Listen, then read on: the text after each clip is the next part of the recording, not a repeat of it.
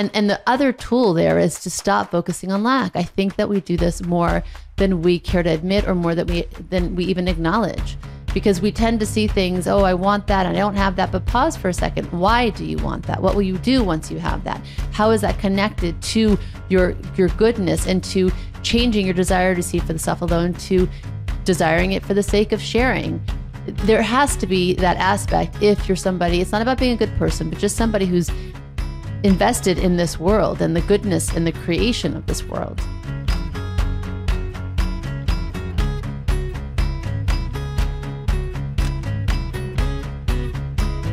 Welcome to Spiritually Hungry Podcast, episode 88. You know I love a good story, Michael, so I'm going to tell you why. I am desiring a great story right now. Sadly, you've heard before, but many of our listeners have not. It's a story about our then 8-year-old daughter, Miriam, several years ago. And I was pulling out of our driveway when she was turning onto our block after school and coming home. So she saw me driving away, and I didn't see her coming from the other end of the block. She sure saw me. And I was on a phone call driving to the Valley. We lived in California at the time. And I didn't hear her. I didn't hear her call. It went to voicemail. I went straight into an appointment. That took 2 hours. And then I got back in the car driving home. And at that point, I heard her voicemail, but I saw 2 voicemails from her. So the first one was hysterical. Mommy, did you see me? I saw you. I was so excited to see you when I got home. Where are you? I want you. She was hysterical. She was crying. And then she had calmed down and she had left another voicemail, I guess an hour later. And she's like, hi, Mommy. I love you. I can't wait to see you. I'm so excited for you to come home soon. And she had gotten past it. And it struck me so completely in that moment that she had no shame in wanting. And the fact that she could express herself so freely, what she desired, what she wanted, it allowed her to move past that negative feeling and that emotion very quickly.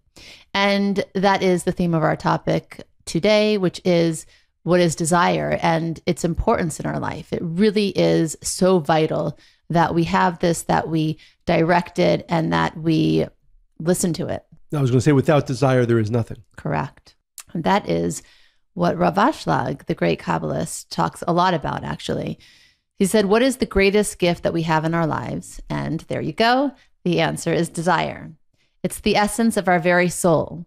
If we wanted for nothing, we would never fulfill our purpose. It literally carries you through your life. Beginning to see each desire as a gift and a chance to connect to the powerful source within you can change your entire life and the way you live it. And I think that people forget about that at some point. You know, if we look at children full of want, full of desire, they come into the world screaming, and they're hungry when they're cold, any need, right? This big desire. And it's cute, right? But then somehow later in life, that shame of wanting, as I've talked about, sets in, and we feel bad or ashamed to ask for what we want or what we desire. And we think that we shouldn't actually. We should be polite, we should be seemly, and we shouldn't make a fuss. I think especially women get this kind of feedback, shall I say. I would also say sometimes in the spiritual paths, people get the wrong message that spirituality or being spiritual is about decreasing desire. Exactly. Which really makes me annoyed, quite honestly. Because I think it also leaves room for a lot of judgment. You know, if you were spiritual, then, you know, you'd want for nothing and you'd be happy with the simple life. And I've never read that, actually, in things that I've studied. It's about building desire and, of course, then doing different things with the things that you desire. But we're going to get into that. So, again, we should feel no shame in wanting, because at the end of the day, how else will people know what to give us or what we can give ourselves if we're not tapped into that? It's the quintessential human desire to have, and it's how we know we're alive. And I want to just go on about this a little bit more. The only reason we enjoy anything is because we have desired it. The only reason we seek is because we have a desire. The only reason we live is because we have desire. Desire is so powerful that it's quite literally determines the course of our lives. And the word desire... If I can... Sure. Interrupt me. No, because you ran through that. I thought it was such an important statement. Oh, because you were writing. I thought I was boring you. You looked distracted. Never. Not possible. The amount of pleasure that we derive from anything is exactly equal to the amount of desire that we have for it. And the interesting things, I think Rav Ashlag, I was going to go into this a little bit later, but Rav Ashlag stated that you cannot actually desire something unless you've already had a taste for it, and it grows your desire, right? So it's a constant, and I'll unpack that a little bit later, but it's a constant kind of evolution. You desire something, you've tasted something, then you desire, then you want more of it, and then our desires are forever changing, which is why we need to be aware of them.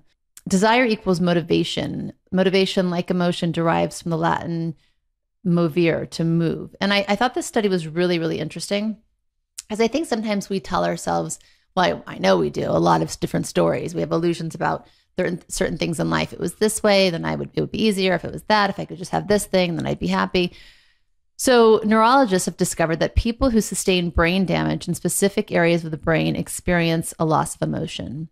Social psychologist Jonathan Haidt, who I quoted, I think in last week's episode also, he wrote the book, The Happiness Hypothesis, really good book. He talked about how patients with this type of brain damage report not feeling emotion when they should, yet their logic and reason remain unaffected, along with their understanding of social mores.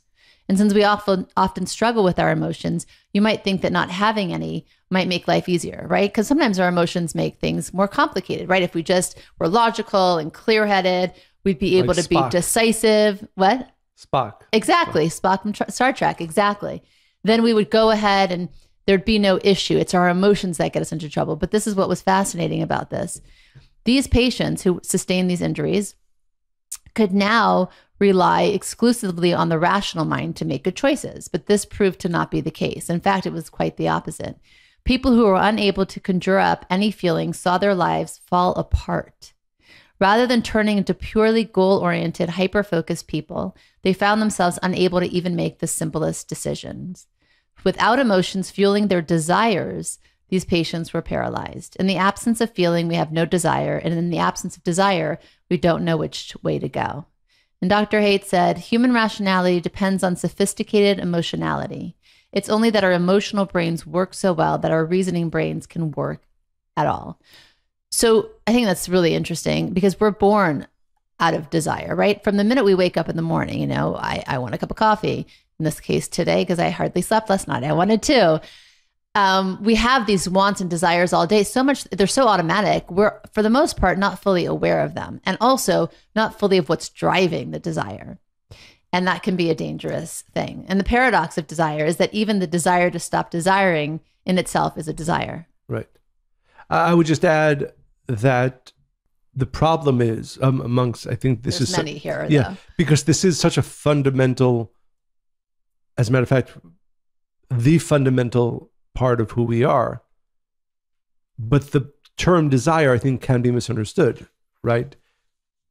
There's a very big difference. If a person is honest with themselves, I was actually reading a book by a psychologist who would often say with his patients, who would talk about their problems, what they want to solve, what they want to get rid of. And he would, every once in a while, ask them, what do you really want? They don't know. Most, I don't know if I could say most, I don't know what the science on this is. Many people don't really know. Many. Meaning the point is, they in their life, okay, they're having a problem with their spouse. I want this to stop. So you can call that a desire. I desire for my problem with my spouse to go away. Or a person who's having trouble at work, I desire. That's not a real desire. So when we're talking about desire, we're talking about the core desire. And what I would even ask our listeners now, and it's beautiful to do many things and to want many things. And again, there's a very big difference sometimes between wanting. I might want that, that meal, and it's great to want it. It's great even to desire it. But that does not really explain my core desire. And I think while we made it, I think, very clear that the spiritual view is that desire is not only positive, but necessary, and actually necessary to grow. It's not about diminishing, certainly, and it's not about fulfilling. It's actually about how do I grow my desire. But I think the other part of that is to make sure that we really come to a core understanding of what is our truest desires. Because if you don't have any clarity about that, then you can go through life wanting and desiring things and aspects, right, but never being able to fulfill your core desire, and therefore never be really being satisfied. Right. So the first thing is you have to know what you want, but I think you also have to challenge yourself and make sure what you want is really what you need. Right. So I think that a lot of people, when they think about desire, they're focusing on lack. not necessarily desire, right? Like you just said. And often those two become confused. We desire what we don't have. If we had it, then the desire might wane after we get it, right? How many times? I mean, you see this with children a lot. You know, I want this one toy, please. They beg, and they get it. And then like in 5 minutes. Actually, like we were in a store, we were flying back from Austin from a wedding, right? And we were going through the toy store. It was like, try to bring back something for our kids. And we were looking. Well, we were able to fast forward exactly how long that would last. Exactly. And you said, well, oh, this is nice. She'll play with this for 3 seconds and then, it'll be done. But that's we can see it clearly in kids, but it's often the reality in adults as well. So I think, again, the first thing when it comes to desire, it means being vulnerable and having a willingness to see ourselves and allow ourselves to be seen. So the first is you have to know what you want. The second, you have to believe it's okay to want it and that you're worthy of receiving it. And the third is we need to give ourselves as best as we can and be willing to ask others for it, which is a really tall order. Have you always found it easy to ask for the things that you want in life? There is an ancient Indian mystic. His name is Kabir. I read some of his stuff too this week. Yeah, very interesting. And he writes about desire. And again, it's much longer than this, but he basically explains that there's 4 levels of desire. Mm-hmm. Many people have many, we'll call them shallow desires, right? You meet people like this. They want the next shiny thing. They want the next car. They want the next meal. They want the next girlfriend. They want the next boyfriend, so on and so forth. Many, many, many, many, many desires, but they're all relatively shallow. He says those people will never find people, and again, we're all, I would say, somewhere in the gamut at times in each one of these 4, but those people will never have great fulfillment because their desire is shallow, they fill it, they go on to the next one. They can never really come to true fulfillment. On the other hand, they also will never really come to great heartbreak because their desire was never shallow. So whether they get it and move on or don't get it, on to the next, which is has a positive side. The next level are people who have lesser desires that are a little bit deeper. And again, in the third group of people who have very few desires and they hold them very deeply. And the fourth level, which he spoke about, is somebody who has only one desire.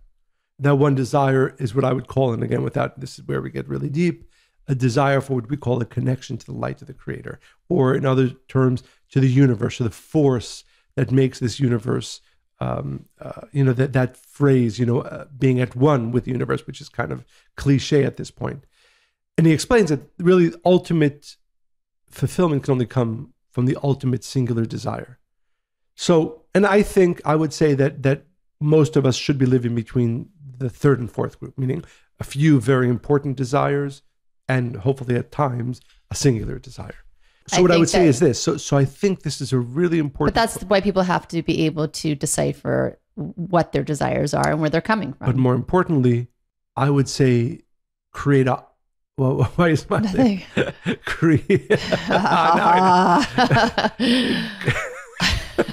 Create a hierarchy of desires. So if you ask me, yes, and ones that you take more seriously and invest in more, and others you don't. You can still derive pleasure from them, and you're meant to, I think. So if you ask me for a list of my desires, I can give you a list of 10,000 things that I desire. I desire this pen. I desire this cup of tea. I desire, I have a long list. But then if you ask me what are my most important desires, I would certainly put at the top of that my connection to the light of the creator, and then you, number 2, and then so on. So I would say, do I have what are my core desires? 3 or 4. And it's also good to have the other 10,000 ones. So what I think is so important for our listeners to really meditate upon, I would say, really focus on. Yes, it's good to have many desires, but for true fulfillment, discover what your core fundamental desires are. And for many people, it's going to be very unclear unless you really take the time. Really take the time. I'll give an example. There are many people who don't want to be alone. Don't want to be alone. And of course, we're meant to be with a partner. Absolutely. But for many people, that desire not to be alone simply comes from a lack of fulfillment from other places. And they all boil it down. Oh, I need to find how many people you've met that said, I need to get married. I need to find my partner. not really because they were so clear about what their real desires were. It was sort of the catch-all, they thought, that would solve all of their desires. Exactly. There was in many cases, a lack of understanding what their true desire is, and therefore the fulfillment didn't actually wind up filling what they thought was desire. So I think this understanding of really asking yourself the deep question, what are my core desires? Hopefully, many of us can reach, as Kabir wrote about, that ultimate desire, at least at times, where a singular focused desire is a connection with, you can call it the universe, call it the light of the creator. And I know you can attest to the fact that there is nothing that gives you as much fulfillment and peace as those moments of connection to what we would call the universe or the light of the creator. And then what are your 2 or 3, 4 other core desires? And then it's okay to have the other thousands, but as long as the hierarchy is clear. And I would even create a pie chart and see how much time and effort and thought you put into which desires specifically.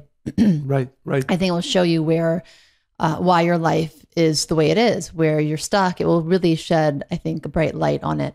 I also want to talk about the desire to have a connection to the creator is something that lives and is rooted within all of us because it's how we started. So Rav Ashlag talks about this also in 10 Luminous Emanations.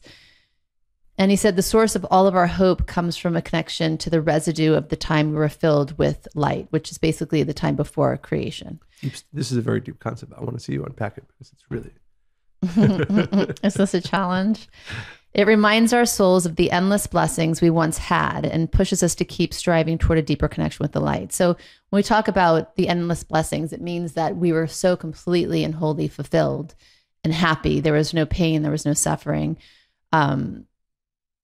So we've experienced that. Our soul has experienced that. You need to unpack that. This is a very deep concept, right?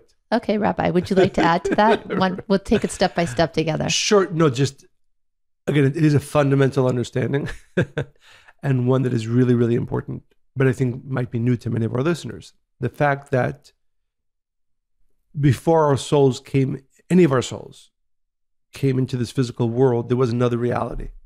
One could call even the true reality, whereby all souls of all people that have ever lived now, and will ever live, experience that total and complete connection to the source. Oneness.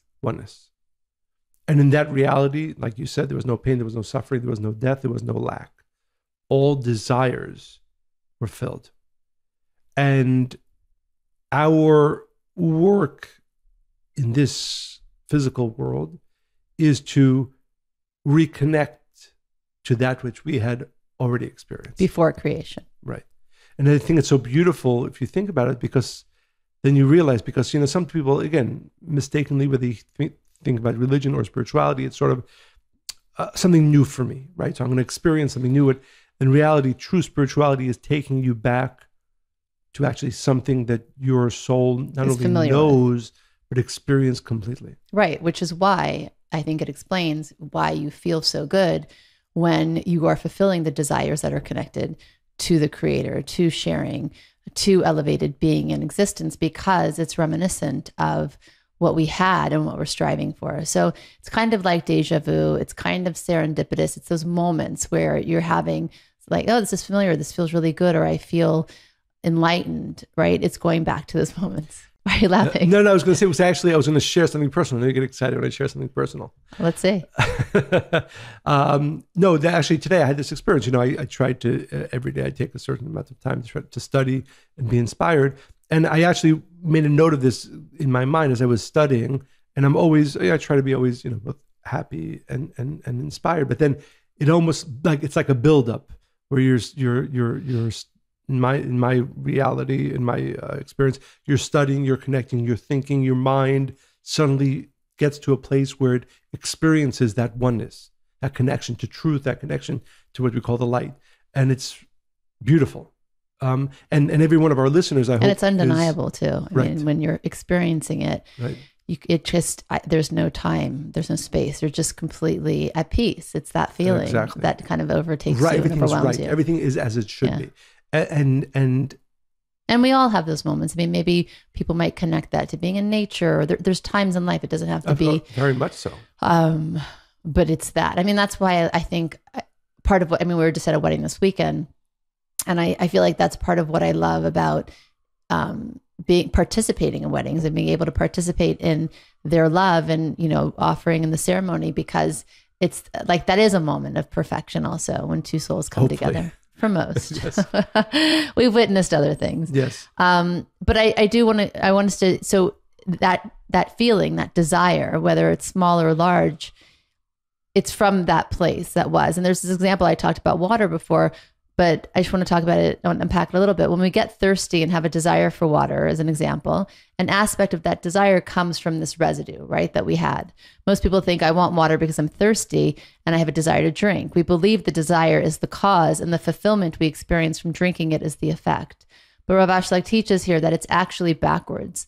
The only way that a desire is awakened is if there was once a fulfillment of that desire. We can't desire water if we never tasted it and then had it taken away from us, which I think is just such a crystal clear way, pun intended, of explaining this concept. What was the pun? Water, crystal, water, clear. That's where my mind went to my head. So our desire is not the cause that allows light into our lives. The light is the cause of our desire. Well, so I think that, again, you need to unpack it because that's a very deep and powerful and also beautiful concept. Because the question can be asked, well, a baby who's born, why are they desiring their mother's milk? They haven't tasted it yet, right? And I think, well, why are you laughing? Go ahead. Or even the first time they desire water or bread, right? Where did that desire come from? Okay, I know my answer. Go ahead. So using an example, I'm holding here a cup of tea. Those of you who are watching the video, but I'm holding a cup of tea. I have a desire to take a sip of this tea. I'm going to take a sip. Go. Should I or you? Are you taking a sip of your tea? You can take a sip of my tea if you want. There's energy in everything. In other words, we could say there's light in everything.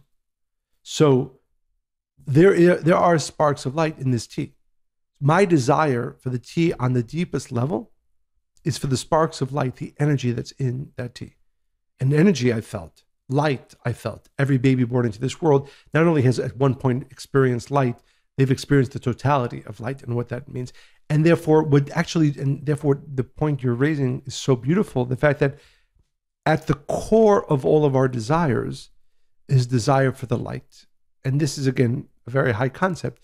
But even when you're in a relationship, you might think that, oh no, you're desiring this physical person sitting in front of you because of this or that or the other thing. In reality, the core desire for your soulmate or your partner is because in that connection there is light, there is energy, and you desire that energy. Because that's what the soul understands. That's what the soul desires. Mm-hmm. That's what the soul if you strip everything away, everything is energy. It's energy, and that's what we desire. And that's why, by the way, and this is a much bigger topic, the reason people desire those who fall into drugs or alcoholism, they're desiring the same thing you and I hopefully desire. All the right. We'll just say, oh well, I know that desire in a safe way or in the right way is found in our relationship or in other experiences. But at the core of even addiction is a desire for energy. Again, we can talk about why negative or positive, right? But I think if you really look at life in that way, that my core desire comes before anything else that it becomes manifest in. It gives us a much clearer view of desire. And it also opens up another understanding. But just to be clear, so our ego, what we're saying is our ego-based desires are also rooted and connected to that residue we were speaking about. Absolutely. Because at the end of the day, it's energy. Exactly. And it's how you want to get energy. I mean, we talk about this in relationships also. Some people are addicted to drama and negative energy. Children often do this with their parents. They don't care what kind of, if they want attention and they're being neglected, even negative attention is something that they will seek. And but of course, the problem is that our desire can either be focused or diffused. And if it's focused, we're going to accomplish amazing things. If it's diffused, Very unlikely. It's just spread out. You're getting a little spark here and a little bit there. And then, then that's when you're like, oh, look, there's something shiny. And then you run to that thing. Exactly. And that's why. Because you're not thinking about, it's almost like eating anything that you see, right? There's no aspect of restriction or thought or wherewithal. Is this good for me? If I take too much of this, how will I feel after? It's the same concept. And therefore, ultimately, lack of fulfillment. Right. Which is such so when we spoke about, which I think really important concept, so the idea of the hierarchy of desire, I think we should talk about the protection of our desire. Mm-hmm. Because the same energy to eat 1,000 cookies can also be used to accomplish something amazing that my soul came into this world to do. And if I allow myself to spend all day and all night for the next 3 months eating 10,000 cookies, you're going to have a big problem. But also that same desire will be diverted away from accomplishing this one amazing thing. We often talk about this, and you talk about this in relationships. There are many people who say, I remember I heard this many years ago, somebody who was talking to his friend who was not married and just liked to, to be with many different women. And the guy said, I just love women so much, right? But the point is clearly not. But the point is that when a person, so just as a side note to this, when it comes to relationships, if a person has or goes through life manifesting the desire for a partner 1,000 different times with 1,000 different women, that makes it much more unlikely that he or she will be able to manifest the one and actually receive fulfillment in that way.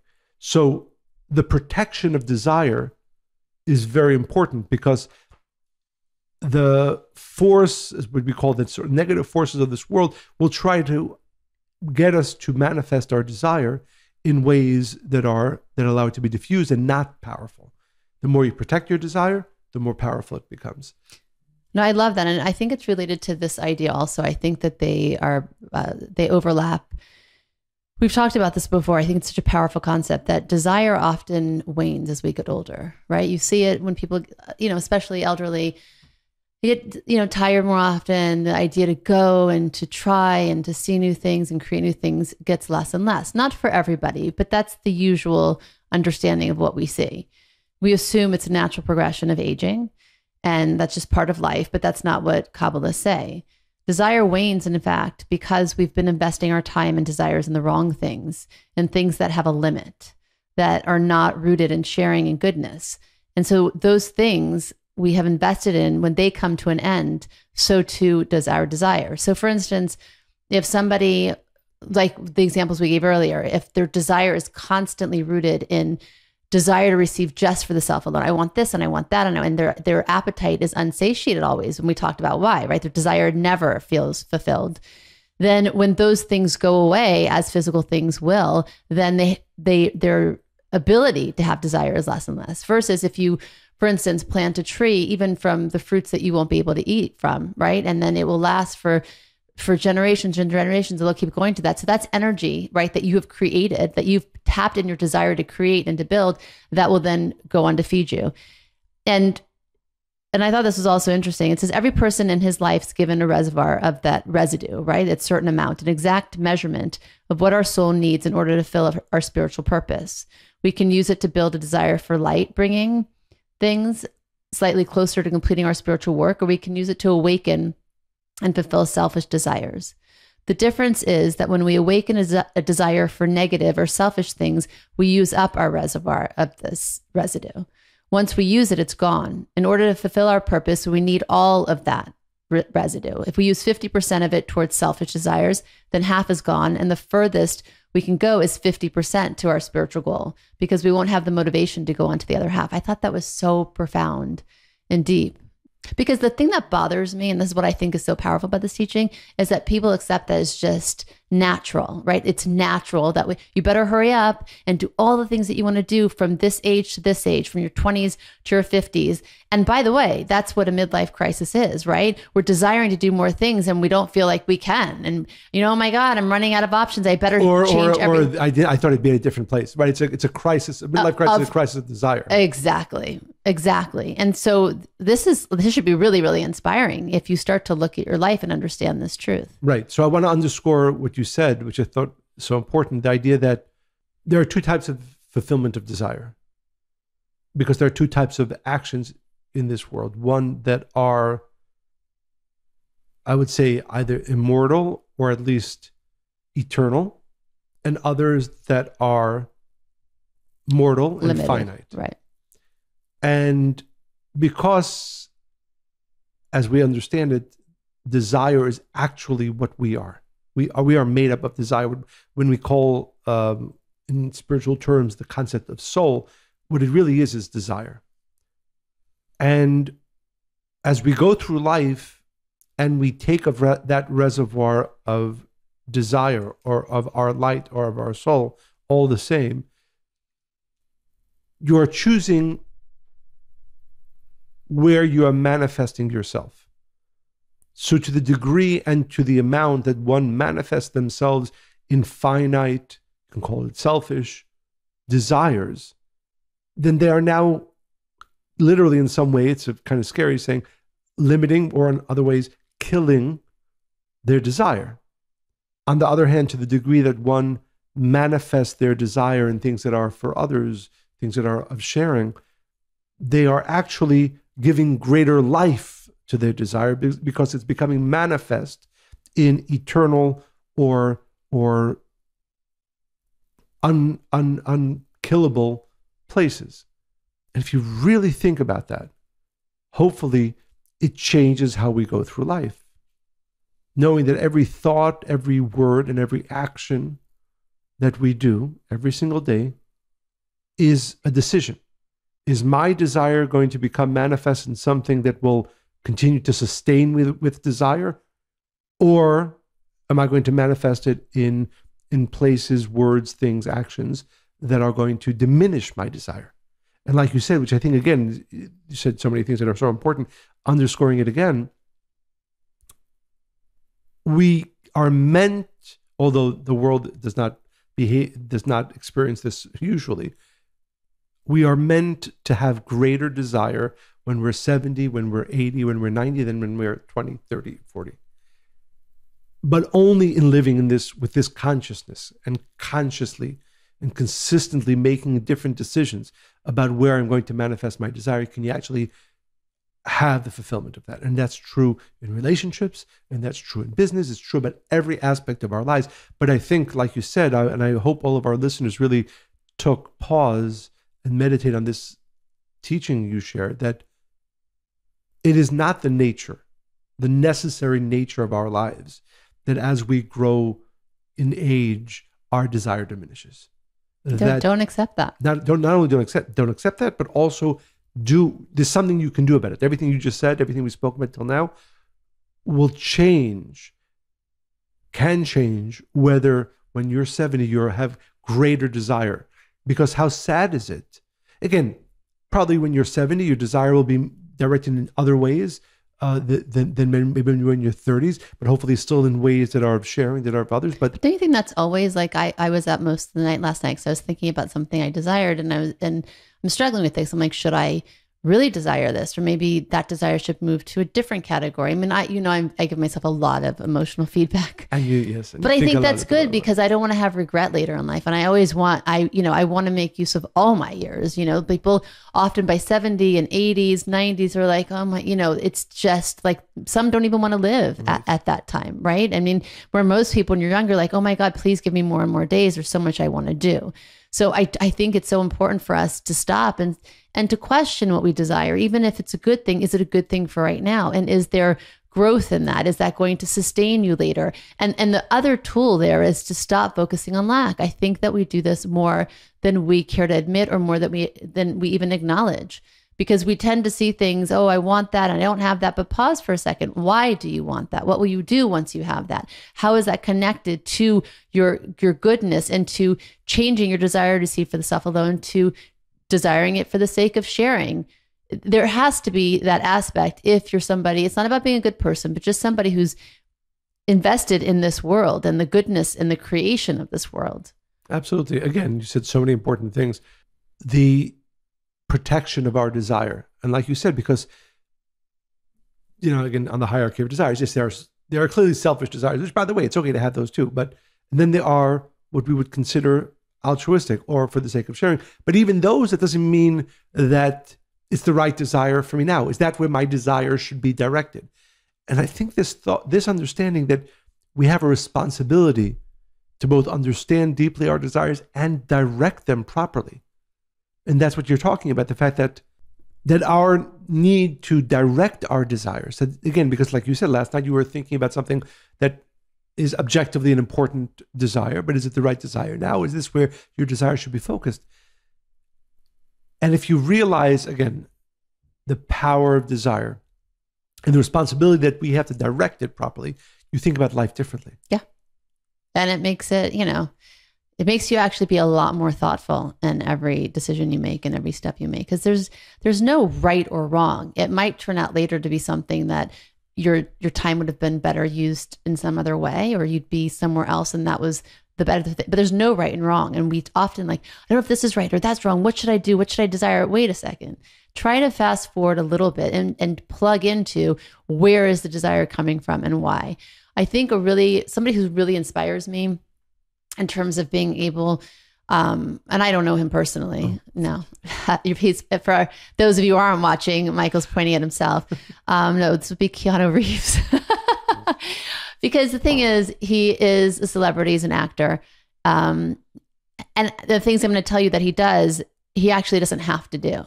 And I think that he's taken the money that he's made and the responsibility or the ability he has as a public figure to do great things is really inspiring. And there's a lot of desire. Again, I don't know anything about him personally, other than what I've read that's inspired me. So I'm just going to give you that disclaimer.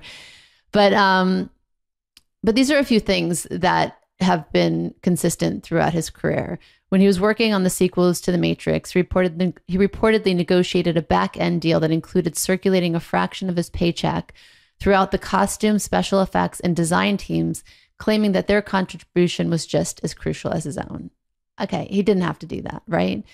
He is known for wanting to know everyone's name on set, has personally helped crew members through family crises, and has taken pay cuts in order to help solidify production on films like The Devil's Advocate and The Replacement. Most notably, after paying nearly $5 million to help his sister successfully battle leukemia, he now runs a private cancer foundation aimed at helping various children's hospitals and funding cancer research. I'd consider him to be one of the most successful actors in the world. He's used his fame and inexhaustible financial means to help others. And this is really, I think, the definition of transformational sharing, right? So how you get from desire received for the self alone, how do you get to the desire received for the sake of sharing? It's by transforming, forcing yourself to give in ways that are uncomfortable, that are foreign to you. It's being invested in not just your desire, but then take that energy, take that desire and see how then you can spread it and offer it and help other people who have desires. Beautiful. I think it's really powerful. And I would say, again, that is a lesson to all of us, that when we speak about protecting our desire and actually growing our desire, there's a kabbalistic parable or explanation that, if you look at a vessel, as we would call it, because by the way, the ancient word for vessel is the same numerical value as the word desire, because we understand that vessel or ability to receive is only dependent on desire. But that a vessel that receives inside is always going to be limited. Even if you have the biggest cup in the world or the biggest vat in the world, the biggest anything in the world that takes inside to it, that will always be limited. But if you're giving, if you have what we call in spiritual terms, have a desire to share, that can be limitless, because you can desire to share till everybody in the world has, and that is limitless. And by the way, then your desire does not wane, right? It's and it grows and grows and grows, and that's what gives vitality to life, whether you're 10, 20, or 70 or 90, and that's hopefully where we're all directing our desire towards, right? And the only way that can be achieved is by significant parts of our lives using our desire, what we call for the sake of sharing. So let's just talk about our basic needs. They are for air, for water, food, shelter, and sleep. This is everybody, right? Some of you may be familiar with Maslow's hierarchy of needs, which he proposed in 1943. So the first is physical needs, like I said, air, water, food, shelter, sleep. The second is safety, primarily physical safety. Third is love and belonging. 4 is esteem, and 5 is self-actualization. Maslow posits that all human motivation is based on the desire to fill one of these needs. Most of us are blessed enough to have enough food, a home, and feel comfortably safe in our lives. Once those desires are fulfilled, we move higher up on the pyramid to love and belonging, to then exploring our talents and interests, and finally to striving for self-actualization. In other words, working to meet our greatest potential. Meeting these needs is a lifelong process and integral to our happiness and our spiritual growth.